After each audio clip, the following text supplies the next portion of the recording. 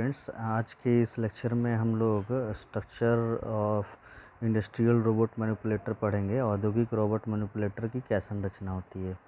तो आप डायग्राम में देख पा रहे हैं कि लिंक और रोबोट मैनिपुलेटर के जोड़ जो बने हुए हैं, जहाँ जहाँ से रोबोट मूव करेगा वहाँ वहाँ पे ज्वाइंट लिखा हुआ है। Joint 1, joint 2, joint 3, line link 1, link 0, link 1, link 2। तो औद्योगिक रोबोट जो मैनिपुलेटर या उसको हम आर्म जो अगर कहें कि संरचना जोड़ों की एक श्रृंखला से निर्मित होती है, एक सीक्वेंस होती है। उस सीक्वेंस में जब हम इसको जोड़ देते हैं तो हमारा एक रोबोट का मैनिपुलेटर का संरचना होता है।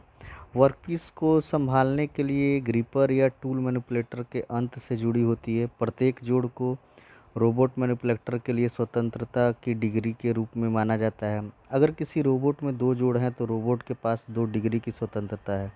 इसलिए एन जॉइंट वाले रोबोट में एन डिग्री फ्रीडम होती है। ये इम्पॉर्टेंट एक रिलेशन निकल के आता है कि अगर रोबोट के पास 2 डिग्री की स्वतंत्रता है तो यानी उसमें 2 जोड़ हैं। तो ये हमें समझना होगा कि अगर एन जोड़ है तो एन डिग्री ऑफ फ्रीडम होगा।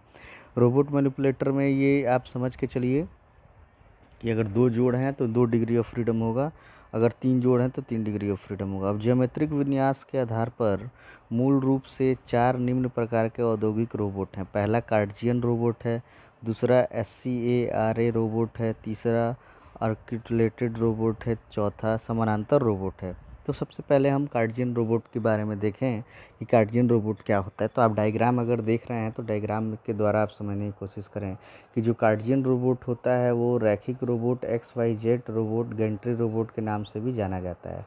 कार्टेशियन रोबोट को एक औद्योगिक रोबोट के रूप में परिभाषित किया जा सकता है जिसके 3 प्रमुख अक्ष रैखिक होते हैं, XYZ, और जो एक दूसरे के समकोण पर होते हैं। आप देखिए कार्टेशियन रोबोट के बारे में ये दिखाया गया है। यह अपनी कठोर संरचना का उपयोग करके उच्च पेलोड ले जा सकते हैं। उच्च पेलोड मतलब हाई हेवी वर्क के लिए इस्तेमाल हो सकते हैं। ये pickup and place, loading and unloading, material handling आदि जैसे कार्य कर सकते हैं। जो हमारे कार्टेशियन रोबोट होते हैं वो पिक एंड प्लेस मतलब एक जगह से सामान को उठाया, दूसरी जगह पे रखा, फिर दूसरी जगह से उठाया, तीसरी जगह पे रखा, या मटेरियल को लोड करना हुआ, जो फिनिश प्रोडक्ट है उसको लोड करना हुआ या उसको अनलोड करना हुआ, मटेरियल हैंडलिंग करना हुआ, इन सारे कार्यों में हमारा कार्टेशियन रोबोट यूज होता है। कार्टेशियन रोबोट को गैंट्री रोबोट भी कहा जाता है क्योंकि उनका क्षैतिज सदस्य दोनों छोरों पर समर्थन करता है, इसलिए इनको कार्टेशियन रोबोट जो है इन्हें कहा जाता है। अब इनका अनुप्रयोग क्या है, तो कार्टेशियन रोबोट का अनुप्रयोग ceiling, plastic moulding, 3D printing और कंप्यूटर संख्यात्मक नियंत्रण मशीन CNC में इनका प्रयोग किया जाता है।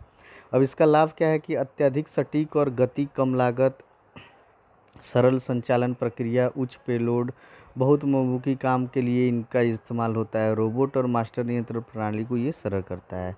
अब इसकी हानि क्या है, उन्हें संचालित करने के लिए बड़ी मात्रा में जगह की आवश्यकता होती है।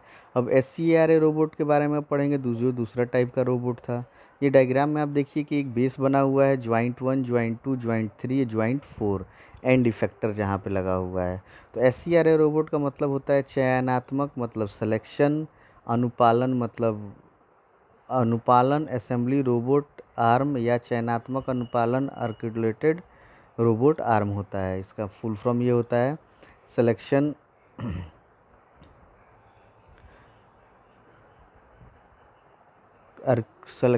Articulated robot arm. ठीक है, चयनात्मक अनुपालन असेंबली रोबोट आर्म या चयनात्मक अनुपालन आर्टिकुलेटेड रोबोट आर्म होता है। रोबोट का विकास विश्वविद्यालय में प्रोफेसर हिरोशिमाकिनो ने मार्गदर्शन में किया गया था। ये जो है ये यमनशी जो विश्वविद्यालय है, यमनशी विश्वविद्यालय में प्रोफेसर हिरोशिमाकिनो के मार्गदर्शन में किया गया था। SCARA की भुजाएं जो हैं XY अक्षों पर लचीली होती हैं और Z अक्ष के में अनम्य रिजिड होती हैं, जो XY अक्षों पे काम करने के लिए की जानी जाती है। ठीक है, अब इसका अनुप्रयोग क्या है, अनुप्रयोग देखिए इसका अनुप्रयोग क्या होता है कि SCARA रोबोट का अनुप्रयोग इसका उपयोग असेंबली में, पैकेजिंग में, पॉलिस्टेशन की मशीन लोडिंग के लिए किया जाता है। पैकेजिंग में इसका असेंबलिंग करने में, जैसे ऑटोमोबाइल इंडस्ट्रीज़ में छोटे छोटे पार्ट्स को जोड़ के बड़े पार्ट्स बनाना या नट एंड बोल्ट को टाइट करना, उसमें इसका इस्तेमाल होता है। पैकेजिंग में इसका इस्तेमाल होता है। पैलेटेशन में इसका इस्तेमाल होता है। और मशीन लोडिंग के लिए इनका इस्तेमाल किया जाता है। अब इसके लाभ क्या है? उच्च गति क्षमताओं के लिए है, शॉर्ट स्ट्रोक फास्ट असेंबली और पिक एंड प्लेस एप्लीकेशन में शानदार प्रदर्शन के लिए है, डूनट शेप्ड वर्क स्पेस के लिए है। अब हानि इसकी क्या है? सीआरए रोबोट को आमतौर पर पीएलसी पीसी जैसे लाइन मास्टर नियंत्रण के अलावा समर्थित रोबोट को नियंत्रित करने की आवश्यकता होती है। अब हमने देखा है इसमें, इसके पहले वाले में, कि सिंपल सी जो फेनोमेनन है कि जितने ज्वाइंट होंगे उतने डिग्री ऑफ फ्रीडम होंगे। तो उसी के आधार पे जो है ये हम मान के चलेंगे कि यहाँ पे ज्वाइंट हमारे 4 हैं, तो यहाँ 4 डिग्री ऑफ फ्रीडम है। अब 2 जोड़ों के एक साथ रोबोट के लिए अगर यूँ पश्च परिवर्तन कैसा होता है? तो रोबोट के स्पेस मैनिपुलेटर की स्थिति को परिभाषित करने के ज्वाइंट स्पेस और जो हमारा वर्ल्ड स्पेस होता है, वर्ल्ड स्पेस दोनों तरीके महत्वपूर्ण हैं। ज्वाइंट स्पेस से वर्ल्ड स्पेस तक के मानचित्रण अग्र परिवर्तन फॉरवर्ड ट्रांसफॉर्मेशन के लिए, तथा वर्ल्ड स्पेस से ज्वाइंट स्पेस में परिवर्तन को पश्च परिवर्तन बैकवर्ड ट्रांसफॉर्मेशन कहा जाता है। एक्स और जेड निर्देशांक सीधे मैनिपुलेटर के जोड़ से संबंधित है। अग्र परिवर्तन एक्स बराबर लैम्डा 2 एंड जेड बराबर लैम्डा 1। पश्च परिवर्तन लैम्डा 1 बराबर जेड एंड लैम्डा 2 बराबर एक्स, जहाँ एक्स और जेड वर्ल्ड स्पेस में समन्वय मान है और lambda 1 and lambda 2 joint space में समन्वय मान है। चित्र के आर रोबोट के लिए अग्र परिवर्तन को ध्यान में रखकर गणना की जाती है। 2 लिंक की लंबाई और दिशा को स्पेस में वेक्टर के रूप में देखा जा सकता है। R1 बराबर L cos theta 1 L sin theta 2, R2 बराबर L2 cos theta 1 plus theta 2 L2 sin theta 1 plus theta 2। R1 और R2 के लिए नया स्थान समन्वय मान x बराबर L1 cos theta 1 plus L2 cos theta 1 plus theta 2, L0 plus L1 sin theta 1 plus L2 sin theta 1 plus theta 2। ये जो डेफिनेशन आप, ये जो ट्रांसफॉर्मेशन है, ये आर रोबोट के लिए हम पहले तय करना होगा कि एक्स जेड निर्देशांक पर रोबोट को तैनात किया जाएगा या ऊपर नीचे किसी कन्फर्मेशन का उपयोग किया जा सकता है। लिंक मान N1 और L2 को देखते हुए निम्नलिखित समीकरणों को 2 कोणों थीटा 1 और थीटा 2 के लिए प्राप्त किया जा सकता है। एक्स बराबर x square plus Z minus L not square minus L1 square minus L2 square हो जाता है, और जेड बराबर L not plus L1 sine theta 1 plus L2 sine theta 1 plus theta 2 हो जाता है। तो ये आप डायग्राम में देख सकते हैं जो आर रोबोट है, इसमें जो है एबव कॉन्फ़िगरेशन थीटा 2 और बिलो कॉन्फ़िगरेशन थीटा 1 है हमारा। ठीक है, तो ये इक्वेशन जो है फाइनल हमारा जो इक्वेशन निकल के आता है उसमें theta is equal to alpha minus theta 1 plus theta 2 होता है।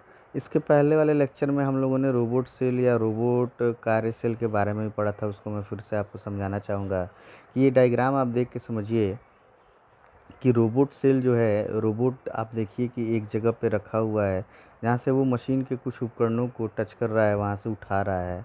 तो रोबोट सेल एक पूर्ण प्रणाली है जिसमें रोबोट, नियंत्रक और अन्य बाह्य उपकरणों जैसी कि पार्ट पोजिशनर और सुरक्षित वातावरण शामिल हैं। यानी रोबोट में नियंत्रक होता है, रोबोट होता है, नियंत्रक यानी कंट्रोलर होता है, बाहरी उपकरण होते हैं जैसे पार्ट पोजिशनर होता है, सुरक्षित वातावरण शामिल होता है। तो रोबोट सेल को कभी कभी वर्क सेल के नाम से जाना जाता है। रोबोट और उससे जुड़े उपकरण एक बुनियादी रोबोट वर्क सेल या वर्क स्टेशन का निर्माण करते हैं। सामान्य तौर पर मानव श्रमिकों को भी वर्क सेल में उन कार्यों को करने के लिए शामिल किया जा सकता है जो आसानी से स्वचालित नहीं होते हैं। निरीक्षण या संचालन जिसमें निर्णय की आवश्यकता होती है, जहाँ पर सामान्य रोबोट प्रक्रिया नहीं करता है, वहाँ मानव श्रमिकों की सहायता ली जाती है। अब रोबोट वर्क सेल के डिज़ाइन से संबंधित, जिसमें एक या एक से अधिक रोबोट और एक से अधिक मशीन शामिल हो सकते हैं। दूसरा नियंत्रण प्रणाली से संबंधित है जो कार्य सेल के विभिन्न घटकों के बीच गतिविधियों का समन्वय करेगा। अब जो हमारा रोबोट वर्क सेल लेआउट में निम्नलिखित जो एलिमेंट्स होते हैं वो कौन कौन से होते हैं?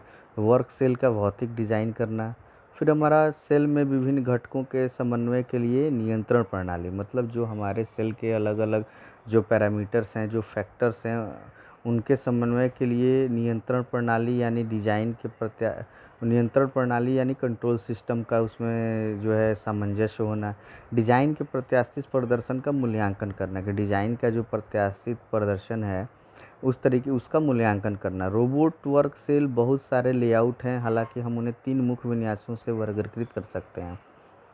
पहला जो हमारा होता है वो रोबोट केंद्रित वर्क सेल होता है, दूसरा जो हमारा होता है वो इनलाइन रोबोट वर्क सेल होता है, और तीसरा जो होता है वो मोबाइल रोबोट वर्क सेल होता है।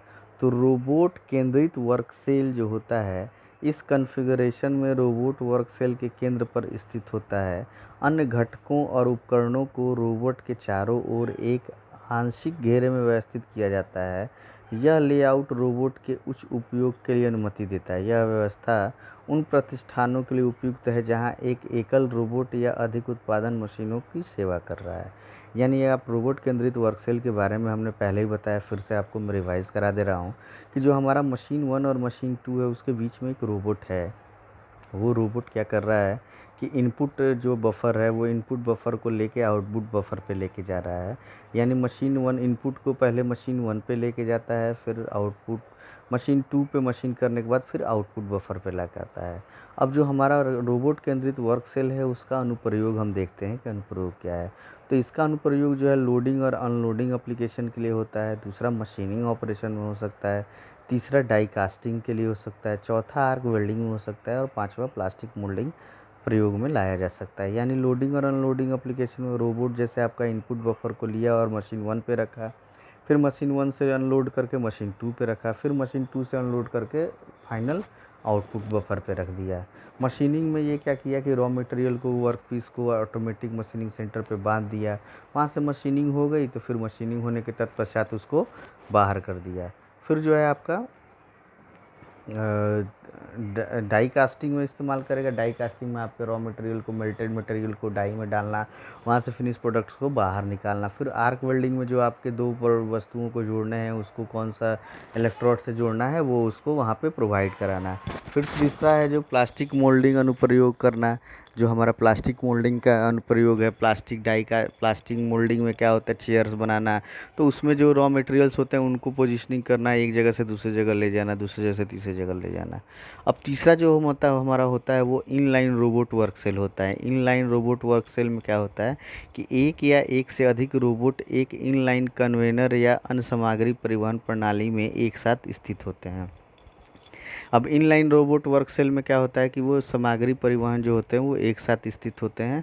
एक साथ स्थित होने के कारण क्या हो गया कि आपके जो कन्वेयर सिस्टम पे मान लीजिए आपके वर्क असेंबली में कार्य हो रहा है, तो कन्वेयर सिस्टम के अकॉर्डिंग आपका वर्क पार्ट है, वर्क पार्ट जो है वो कन्वेयर सिस्टम से जा रहा है। रोबोट 1 और रोबोट 2 आप देखिए इन दोनों में दिख रहा है। रोबोट 1 क्या कर रहा है कि वर्क पार्ट को लेके आगे बढ़ा रहा है। रोबोट 2 के पास रोबोट 2 क्या कर रहा है, कन्वेयर के माध्यम से वो अलग दूसरे वर्क स्टेशन पे वर्क पीस को लोड कर देता है। अब इसका उपयोग जो होता है वेल्डिंग लाइनों का उपयोग कर बॉडी फ्रेम को स्पॉट करने में किया जाता है, जो आमतौर पर रोबोट का उपयोग करता है। इनलाइन रोबोट वर्क सेल 3 प्रकार के परिवहन प्रणाली का उपयोग किया जाता है। इसमें अंतरायिक स्थानांतरण, निरंतर स्थानांतरण, नॉन सिंक्रोनस स्थानांतरण। तो अब हम देखते हैं अंतरायिक स्थानांतरण प्रणाली में क्या होता है। इसमें क्या होता है कि कार्यखंड को एक स्टेशन से दूसरे स्थान पर लाइन के साथ स्टार्ट एंड स्टॉप मोशन में स्थानांतरित किया जाता है। समालिक स्थानांतरण भी कहा जाता है क्योंकि ये सभी कार्यखंड एक साथ अगले पड़ाव में चले आ जाते हैं। इस प्रणाली का लाभ यह है कि कार्यखंड को एक निश्चित स्थान पर पंजीकृत किया जाता है और रोबोट के कार्य के दौरान रोबोट्स के संबंध में उन्मुखीकरण किया जाता है।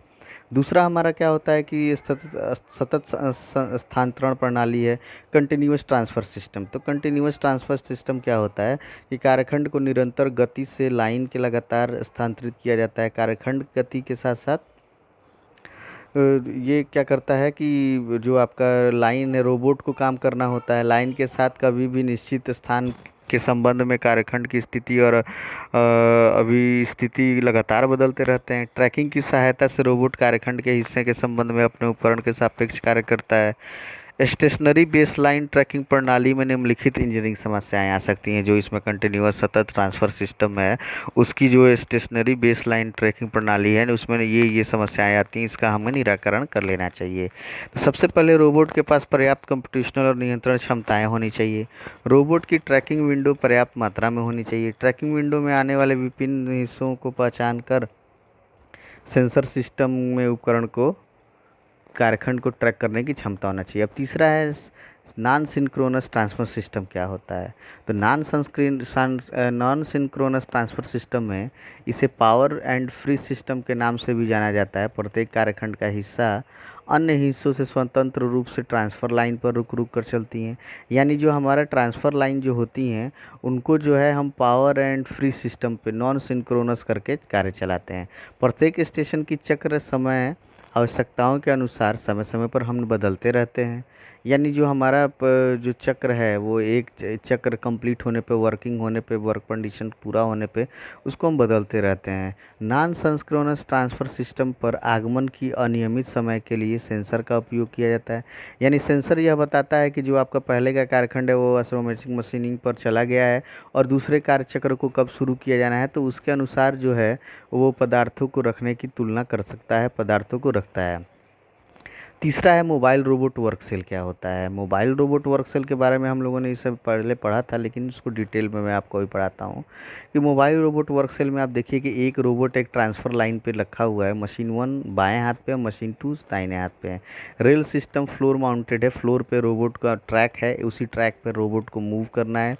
तो सपोज कि रॉ मटेरियल रोबोट को मिला एक पिकअप स्टेशन से, तो वो मशीन 1 पे लेके आया। मशीन 1 पे उन्होंने सेंसर से वेट किया कि मशीन 1 पे जब कार्य हमारा संपूर्ण हो गया, वहाँ का मशीनिंग हो गया, तो वो मशीन 2 पे लेके आ गया रोबोट। तो रोबोट वहाँ पे जो ट्रैक मोबाइल रोबोट की जो कार्य को सिखाए हैं उन प्रस्थानियों के लिए उपयुक्त होती हैं जहाँ रोबोट एक से अधिक स्टेशन पर उत्पादन की सेवा करनी होती है, जिसमें लंबे समय तक प्रसरण चक्र होते हैं और रोबोट केंद्रित सेल व्यवस्था में रोबोट के आसपास स्टेशन की व्यवस्था नहीं की जा सकती है। यानी स्टेशन 1 मशीन 1 पे कार्य हो गया, तो मशीन 1 पे कार्य होने पर जब सिग्नल मिलेगा तो रोबोट वहाँ से क्या करेगा कि उस वर्कपीस को खोल के मशीन 2 पे ले जाएगा, जहाँ उसकी जो वंचित कार्य हैं, जो बचे हुए कार्य हैं, वो वहाँ पे पूरा होगा। दूसरे डायग्राम में भी आप वही देख सकते हैं। इसमें जो सिस्टम बना हुआ है वो आउटपुट जो कन्वेयर सिस्टम बना हुआ है, उस ओवर हेड रेल है। नीचे वाले पे रेल सिस्टम फ्लोर माउंटेड है और दूसरे वाले डायग्राम में ओवर हेड रेल माउंटेड है। तो ओवर हेड रेल माउंटेड में आप देख रहे हैं कि रोबोट जो है वो ऊपर से मूव कर रहा है। मशीन 1 मशीन 2 इनपुट कन्वेयर से वो इनपुट पिक कर रहा है, मशीन 2 पे ले गया, फिर मशीन 1 पे ले गया, फिर आउटपुट कन्वेयर। तो यहाँ पे आप देख सकते हैं कि हमारा रॉ मटेरियल जो है वो मशीन 2 के पास है। यानी जो हमारी प्रोग्रामिंग की ज़रूरत के अनुसार जो हमारा मशीनिंग होना है वो कार्यखंड का पहले मशीनिंग होना है मशीन 1 पे, फिर उसके बाद मशीनिंग होना है मशीन 2 पे। फिर मशीन 2 पे जब मशीनिंग हो जाता है तो हम आउटपुट कन्वेयर पे उसको लेके चले जाते हैं। तो ये जो है हमारा mobile robot work cell system होता है। वर्क सेल के आवश्यक जो विचार होते हैं वो क्या होते हैं। सेल में अन्य उपकरणों के लिए संशोधन, कार्यखंड की समिति पर अभिन्यास, कार्यखंड की पहचान, रोबोट का संरक्षण, उपयोगिताएं, कम सेल का नियंत्रण, सुरक्षा, ये सारी चीज़ें जो हैं हमारी होती हैं, ये इसमें होती हैं मोबाइल रोबोट वर्क सेल में होती हैं। अब वर्क सेल अन्य उपकरणों का संशोधन, modification to other equipments in the work cell क्या होता है। सेल में उपकरणों को रोबोट से इंटरकॉम करने के लिए संशोधनों की आवश्यकता होती है। उसमें हम कुछ जो है अपडेशन कर सकते हैं, उसमें उसको अपडेट करके उसको संशोधित करते हैं। कार्यखंड स्थिति और अभिन्यास, पार्ट पोजिशनिंग एंड ओरिएंटेशन के लिए भी हम वर्क सेल में क्या करते हैं, पिकअप स्थान का कन्वेयर के साथ सटीक संबंध स्थापित किया जाना चाहिए, ताकि कन्वेयर सिस्टम से जब रोबोट हमारा मूव कर रहा है तो वो जो है हमारा वर्कपीस को एक पर्टिकुलर स्थान से पिकअप कर ले। ठीक है। फिर पर्यावरण से रोबोट का संरक्षण, protection of the robot from its environment, environment से वो कैसे प्रोटेक्ट करता है। Control of the work cell का नियंत्रण इन गतिविधियों को कैसे किया जाता है। तो वो हम लोगों ने इसके पहले वाले लेक्चर में देखा था कि हम 3 तरीके से इसको कंट्रोल कर सकते हैं, सीक्वेंस कंट्रोल, ऑपरेटर इंटरफेस और सेफ्टी मॉनिटरिंग से हम ये जो हमारा गतिविधि है इन सारी गतिविधियों को हम कंट्रोल कर सकते हैं। क्योंकि जो कार्यखंड का आइडेंटिफिकेशन करना, पर्यावरण से रोबोट का संरक्षण करना, रोबोट सेल का नियंत्रण करना, कार्यखंड का अभिविन्यास, ये सारे जो हैं वर्क सेल डिज़ाइन के आवश्यक विचार हैं जिनको हम अपने वर्क प्रोसेस में अगर करते हैं तो वो जाके जो है इम्पॉर्टेंट रोल प्ले करते हैं, और जिससे कि आपका वो रोबोट जो है वो एफिशिएंटली वर्क करने में कारगर साबित होता है। तो ये 5 जो फैक्टर्स हैं, ये 5 फैक्टर्स को हम रोबोट सेल के अंदर अप्लाई करके रोबोट द्वारा हम इफ़िशिएंटली कार्य को कर सकते हैं। इसके लिए जो है हमें सबसे इम्पॉर्टेंट जो पार्ट है वो वर्क सेल नियंत्रण है, जो वर्क सेल नियंत्रण को हम इसके बाद के लेक्चर्स में हमने देख चुका है कि जो सीक्वेंस कंट्रोल हम कैसे करते हैं, ऑपरेटर इंटरफेस हम कैसे करते हैं, सेफ्टी मॉनिटरिंग कैसे करते हैं, क्योंकि ये तीनों जो फैक्टर हैं वो तीनों फैक्टर ही हमारे वर्क सेल को नियंत्रित करने के कार्य में कारगर साबित होते हैं। तो नेक्स्ट लेक्चर में हम लोग जो है अब नए चैप्टर्स की शुरुआत करेंगे। इस चैप्टर में जितनी चीज़ें थी हम लोगों ने देख लिया कि रोबोट का डेफिनेशन देखा, रोबोट के टाइप्स देखे, रोबोट का जो है इंडस्ट्रियल यूज़ देखा, रोबोट का मेडिकल यूज़ देखा, उसके बाद हमने रोबोट सेल का नियंत्रण भी देखा, और अलग अलग जो है हमारे रोबोटिक सेल्स हैं उनको देखा। वो सारे इंपॉर्टेंट जो फैक्टर्स थे हम लोगों ने देखे। Thank you.